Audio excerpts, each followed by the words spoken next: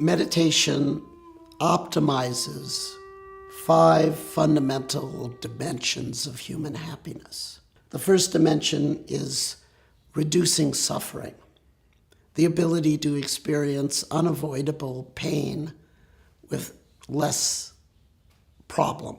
The second is elevation of fulfillment, the ability to experience even small pleasures with enormous satisfaction. The third dimension, where meditation impacts, is self-understanding. It's actually helpful to understand yourself at a psychological level, but where meditation really shines is to understand who you are at the deepest level. The fourth dimension is meditation will help you make objective changes in behavior. So if there's something you're doing that you need to stop doing, or something you should be doing that you're procrastinating or putting off, you can use meditation skills to behave more skillfully in the world.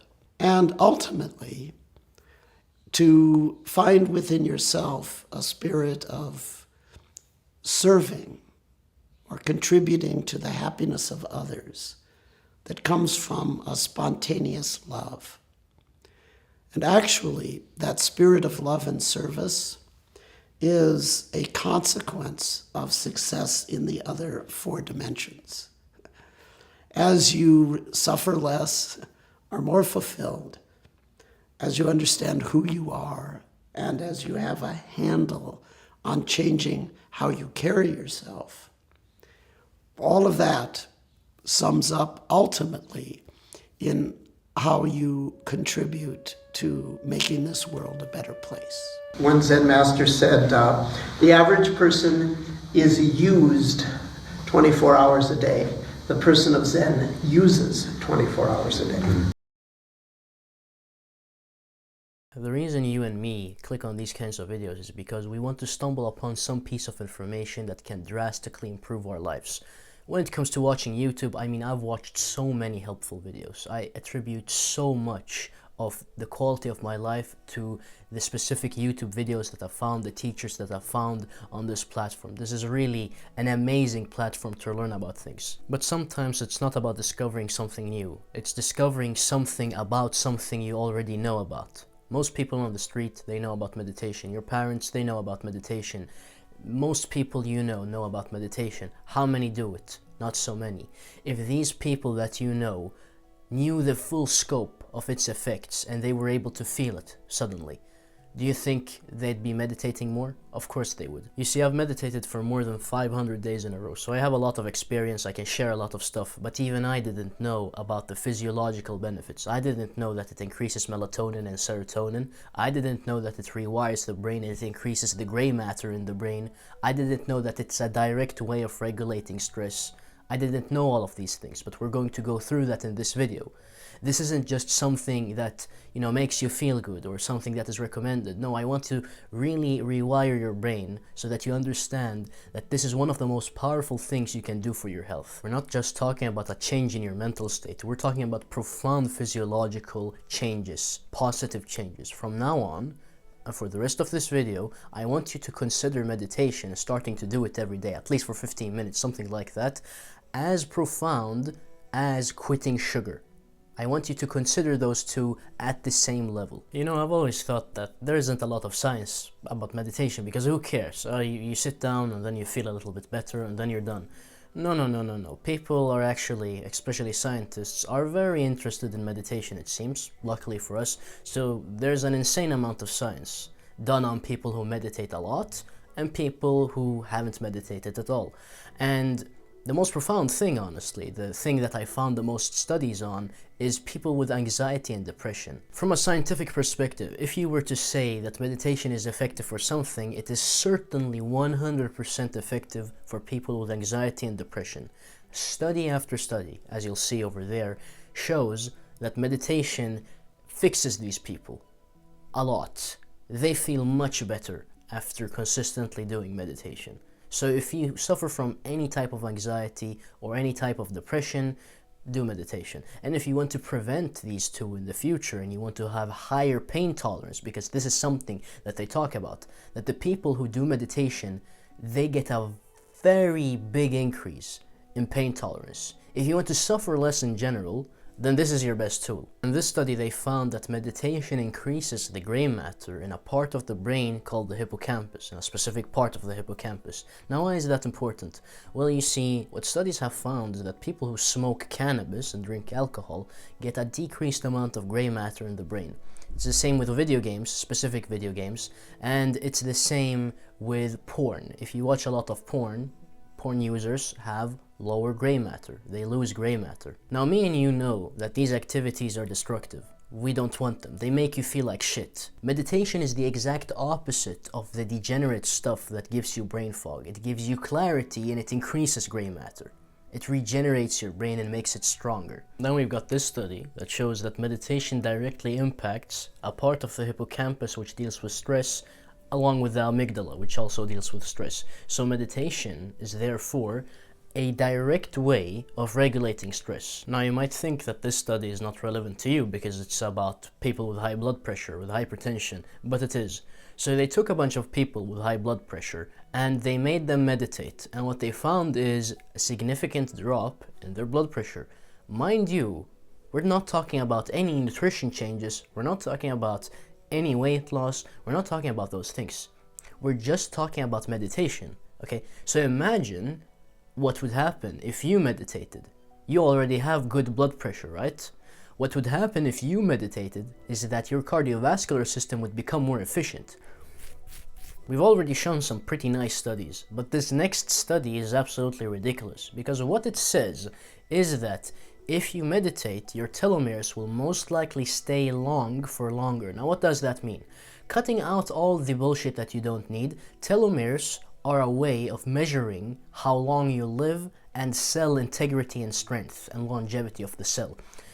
Here's the thing. If your telomeres are long, that means you're young and healthy. If they're short, that means you're aging. So the longer they are, the more you'll look youthful, the more you'll stay healthy and young. This study shows that if you meditate, you have a higher telomerase activity, and that will automatically lead to you preserving your telomeres and having longer telomeres. So meditate if you want to live longer. And that might be why the Chinese myth of Li Qingyuan, the man who supposedly lived to 250 years old, that might be why he was a very advanced meditator. Next, do you like sleeping? I like sleeping. If I don't sleep, I die. It's the same with you. In this study, they found that if you meditate, your serotonin goes up, and then it goes down. And what you have to realize is, when you get serotonin, when you have high serotonin levels, serotonin is needed to create melatonin. So the more serotonin you have, the more likely you are to have good melatonin levels, right? And so there is a decrease in melatonin when you meditate, even if you do it at night. But this shifts, okay? This shifts after you're done meditating within an hour, and then your melatonin is back. And actually, your melatonin increases from what the study is saying. And so if you want to sleep well and you want to have good serotonin and melatonin levels, meditate, because meditation increases the production of both of them. Now, by the way, when it comes to serotonin, have you heard of selective serotonin reuptake inhibitors, or SSRIs? They're a very common medication that is given to people who have depression or anxiety disorders. And here's the thing, it increases serotonin by blocking the uptake of serotonin. So it increases serum serotonin levels, right?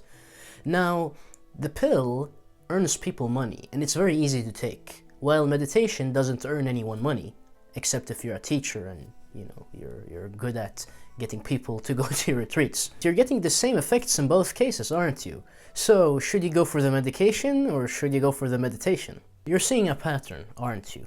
Now here's the thing, what does it come down to? If we identify the pattern, we'll understand why all of this is occurring, why the science is showing what it is showing, why these positive results are occurring in every single study with meditation that we're looking at. What's the principle behind all of this? And the principle has to do with bodily economics, with energy economics within the body. Let's say that on any given day, you have 100 points, and 100 points maximum. If you exceed these 100 points in using energy, you just drop, okay? You'd drop unconscious and you'd go to sleep and you'd wake up the next day feeling a little bit tired because you exhausted yourself, okay? Usually you don't spend 100 points. Let's say you spend 60 points. You don't need to spend 60 points, okay? You don't need to do that. You exercise and you eat and you use your brain and you do this and that and you have conversations with people and you walk around and you use 60 points, right? Well, have you ever considered that out of these 60 points, out of this energy that you're using, you might be using a lot of it unnecessarily? That if you were to be efficient internally and also externally, you could drop that down to maybe 25 points? What do you think would happen to your health and your longevity and the way you feel if you drop down your energy usage to 25 instead of 60? What connects all of these studies is energy usage, but this energy will be found in very different places. So as an example, with the people who lowered their blood pressure, in general, they're now more relaxed. These people might have been very tense. Now they're more relaxed because they meditated, they freed up energy, and now their heart doesn't need to pump as hard. The blood pressure decreases because they're more relaxed. The people with anxiety and depression most likely have a lot of negative and unnecessary thoughts. What meditation did is it removed these thoughts, or at least it lessened them. And so what happened? They freed up a bunch of energy and they stopped doing the activity that was making them feel bad. And so the energy usage in the internal environment dropped significantly, and now they're more happy. The longevity and telomere length study can be explained in the exact same way. You see, instead of a cell, we can have a car. The more mileage you have on this car, the more likely it is to break down, the more likely that you need to remove certain parts, replace certain parts of the car for it to function correctly. Well, it's the same with a cell.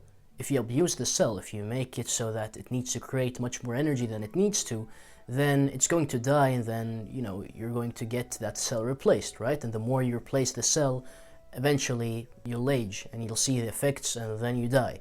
If you slow down this process, if you don't damage your cell as much by using less energy, because again, the more you use the cell, the more you're likely to damage it, because just creating energy within the mitochondria is going to create damage to the cell. The less you use it, the more it's going to stay intact, and so you'll live longer. But again, as I always say, the goal isn't to live longer, the goal is to feel great for as long as possible. A video that just talks about the health benefits of meditation is useless. Why? Because meditation can be complicated. There are many techniques, there are many things to consider. What should you pick? What should you do? There are many problems you could run into, there are many things that could be confusing. So as I like to say, meditation is the easiest thing in the world, yet it's the hardest thing in the world. And that's why we're going to go through 5 very helpful meditation techniques. I believe I've used all of these, and I think I have a very good way of explaining all of them. And so let's begin. The first one is your basic, take something within your experience and concentrate on it. So usually people say, keep track of your breath. That's what everyone thinks about when they hear meditation. That's how they would approach it initially. The thing is, you don't have to use the breath. I use the breath, so it's not bad. But you can use anything. You can use your hands, the feeling inside your hands. You can use the feeling of your head, your entire body, whatever it is that you're hearing. As long as you're concentrated on that thing and you're not losing track of it, again, this takes practice, then that's perfect. It could be the space in which your emotions arise, somewhere here in the chest. It might be pain, it might be empty, it might be nice, I don't know.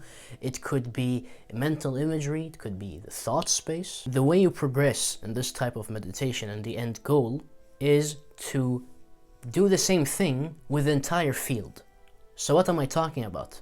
Well, you don't have to just do the breath. You can do the breath and the body. You don't have to do the breath and the body. You can do the breath and the body and what you're hearing and the visual field. And you can add in the thoughts and emotions. Ultimately, if you continue practicing, you'll be able to be concentrated on the entire thing, your entire experience, without losing track of anything. And advanced meditators can easily do this.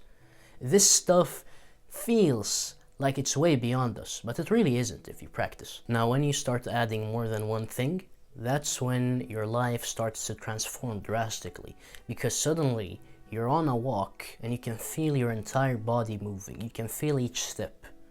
And while you're doing that, you can hear the birds. And while you're doing that, you're not thinking, because you're aware that there is a space where thoughts are arising, whereas before you were just not aware of your thoughts because they were arising and you couldn't control them. You were not aware of your body and you couldn't hear the birds. The next one is loving kindness meditation, or Metta. Now, the thing with this one is I was doing it before I knew about it, but for very brief periods. And the reason I'm going to tell you this is because I think it is helpful for your understanding, okay? So this is something I'm going to talk about in my experience that will be helpful for you. So I was in love with a girl for a very long time in high school. And I have a video on my channel where I'm down in the water, in cold water, in November or December, I can't remember, I think it was November. Very cold Sweden water, but there wasn't ice yet. It was super cold, and I was in there for a while. You know who I was thinking of? I was thinking of her. You know why? Because it always made me feel really well. It made me warm inside, warm and peaceful inside when I thought of her. Ultimately, it had nothing to do with her. I used to think about, hugging her, being close to her, and that made me feel really well, mentally, emotionally, whatever it might be. I just felt really, really well. And any guy who's in love with a girl and imagines the same thing, or even a woman who loves a man who imagines the same thing, will feel like this. It doesn't have to do with the other person. It has to do with you. You see, people who are very mean, people who say bad things to other people, who hurt other people, these people have a bad internal state. They feel really bad, okay? While people who are very happy, people who have a positive outlook on humanity, they feel really well. So when you feel well, you treat other people well. When you feel bad, you treat other people badly. So the thing is, what you're doing with this kind of meditation is by sending love to another person, you're automatically shifting your internal state. You're saying to yourself, I have a positive internal state by sending love to someone else. That's exactly what you're doing. And it doesn't have to be a person. It can be an object, it could be an animal, it could be a country. It doesn't matter. Whatever works. Use whatever works. I used this girl because, and I still do sometimes, because it's really effective for me. I can easily send love to this person. You can do your parents, your brother, your sister, your partner, doesn't matter. But when you do that, you put yourself in a state where it's impossible to not be happy, where it's impossible to not be peaceful. The next meditation technique is do nothing meditation. And this one is really easy, but very hard to do. The first instruction is do nothing. The second instruction is when you feel like you're doing something, when you catch yourself doing something, like focusing on the breath or focusing on the body or, having mental activity, drop it. Drop it. Just like you would drop a ball. You need to apply effort to hold a ball. Drop it like this. Effortlessly, without doing too much. That's the only instruction, really. Now, what you're going to find, and I attribute this information to Shinzen Young, of course, is that you won't know where to put your attention. And that's exactly what you want. Because the place in your brain that puts your attention on something is completely overloaded. So you're training yourself to not have to put attention somewhere. This one is also very relaxing, and it's a big contrast to the concentration techniques, like keeping track of your breath, because it's the opposite of that. So if you feel like the concentration makes you too rigid, do the do nothing. And as Shinzen Young says, if the do nothing makes you too spacey, do the concentration stuff. The last technique is one that produces results in a very good manner, according to Shinzen Young. It produces fast results, but it's painful. And it's, the masculine approach to doing things. It's called strong determination sitting. And so it has nothing to do with the technique itself, but you can't move your body. Okay? You sit still, and we're talking at least an hour. You can start with 15 minutes, then go to half an hour, and then gradually increase it to 1 hour. We're talking no moving whatsoever for 1 hour. And what you'll find is that it's uncomfortable. And the more you can work with the uncomfortableness and understand what it actually is and what's arising within your experience, that makes you take leaps forward. I can sense that you have two questions on your mind right now. Which technique is best from a scientific point of view? And why haven't you mentioned mindfulness meditation, which is what they usually use in the studies? Well, here's the thing. Mindfulness meditation is meditation, but you observe everything that's happening and you try to be mindful of your experience. And you already know what mindful is. If you don't know what the word mindful means, it means to be aware of something. So to be aware of the things that are happening within your experience and to be fairly impartial and okay with them. Whichever meditation technique you use, you're automatically going to be mindful. Maybe it's not your entire experience, but you're going to be mindful, okay? So it doesn't really matter what you pick. You can do mindfulness meditation as described in the science if you want to, but my recommendation would be to understand that each person has something that is going to be more potent for them. If you're only interested in health, what you do is this: you try out all of them and you see, okay, during the sit and after the sit, what affects me the most? What makes me feel the most good during the sit and also after the sit? And if it feels good, that's probably because you got the most physiological response from doing that thing. You got the most relaxed. So that's what you should do from a health perspective. Now this is going to be the most interesting part of the video. Why? Because if you do what I did, you can expect the same results. And so I'm going to talk about my personal experience, because there's nothing else more motivating than seeing someone else sharing how their life changed because of something, and then, you know, being able to adopt that, having that in your arsenal. You know, you can walk away from a video and then suddenly you have a new perspective on life, and that's what I try to do with these videos. And the first thing is, you know, these questions that all religions try to answer? I've easily been able to answer them now through not just reading from very, very wise people, learning from them, but through verifying it in my own experience, because it's all there. Okay, anything that is true is verifiable within your own experience. Anything that isn't true is not verifiable within your own experience. And so, by understanding this and removing yourself from the equation, your thoughts and beliefs and this and that, you can answer many questions about life and you can have a deeper understanding of what all of this is. Now, what do I mean by this? As an example, does God exist? I can answer that question easily. I won't, because there are people who might become upset, some people might become happy. I don't want to do that. Is there life after death? That's also verifiable. What is all of this? Do other people exist? That's also verifiable. What are you? That's also verifiable, because it's all within your experience. The thing you have to understand is you've got thoughts, beliefs, and mental emotional patterns that help you survive. And these block what is actually true in your experience, because you're putting labels on everything. So whatever is in your experience isn't the same thing as it actually is. Understanding life and self is the first thing. The second thing is a massive increase in peace and contentment. Now I'm going to tell you something that will blow your mind. And it blew my mind once I realized this. People who are happy are not suffering less than you. But when they encounter suffering, they relate to it much differently. It doesn't become suffering, it becomes accepted. Because what you do is, oh, I don't like this thing. Oh, I feel bad. And now I'm going to feel bad about feeling bad. This isn't how life is supposed to be. It's not supposed to be like this. And so you resist it, and then it becomes bigger and bigger and bigger, like a snowball.